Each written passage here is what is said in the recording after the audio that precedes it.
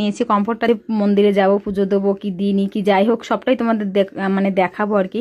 প্রথমে তোমরা একটু দেখেও নিয়েছো, কেন ওই বিষয়টা আমি তোমাদের একটু খুলেও বলতে চাই।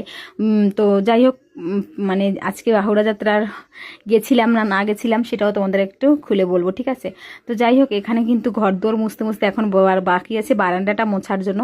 বারান্দার এই জায়গাটা পোছাপোছি করে তারপরে ওই যে দেখো না ওয়াশিং মেশিনে জামা কাপড় চলছে, কিন্তু এত জামা কাপড় ধুয়ে দিয়েছি আজকে কি বলবো। হঠাৎ করে রোদ দেখেছি তো তার জন্য মনে হলো একটুখানি জামা কাপড়গুলো ধুয়ে দেওয়া যাক, তো সের জন্য ঝটপট করে জামা কাপড়গুলো মানে ভিজিয়ে দিয়েছি আজকে। আর ভিজাতে ভিজাতে যে এত পরিমাণে ভিজিয়ে ফেলছি সেগুলো আমার পরে আর কি বলবো, সেগুলো তোমাদের আর মানে আমরা এই সুযোগটা খুঁজতেছিলাম কবে একটু রোদ হবে আর কবে একটু জামা কাপড় ধোবো। আর এতটা অসম্ভব হয়ে গেছিলো যাতে করে আমি আমাদের সাথে শেয়ার করছি। জানি অনেকের ভালো লাগবে, আবার অনেকের ভালো লাগবেও না।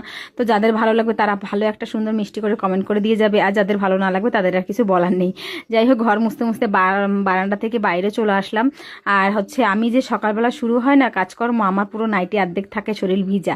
তো এই ভিজা শরীরে থাকতে থাকতে আমার সত্যি ঠান্ডার পরিমাণটা, আমার আগে এত ঠান্ডার দোষ ছিল না, এখন দিনে দিনে দেখছি যে ঠান্ডার দোষটা বেশ ভালোই বাড়ছে, শুধুমাত্র এই ভেজা ভেজা ব্যাপারটার জন্য আর কি। আমি না কাজ করতে গেলে আমি অর্ধেকটা সময় আমি বেশিরভাগটা ভিজেই যাই, কেন আমি জানি না, খালি শুধু ভিজেই যাই।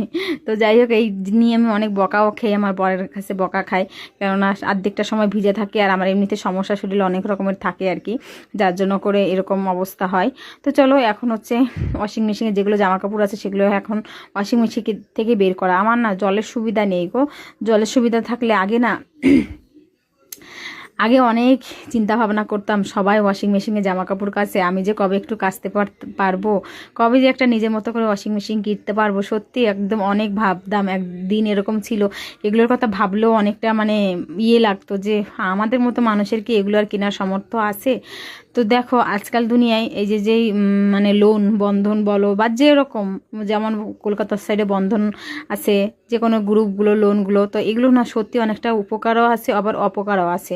যারা না বানতে পারবে তাদের জন্য অপকার, বাট আমাদের মতন গরিব মানুষের জন্য এগুলো কিন্তু বেশ উপকারী জিনিস, কারণ আমরা এতগুলো টাকা এক জায়গায় কোনোদিন করতেও পারবো না আর আনতেও পারবো না।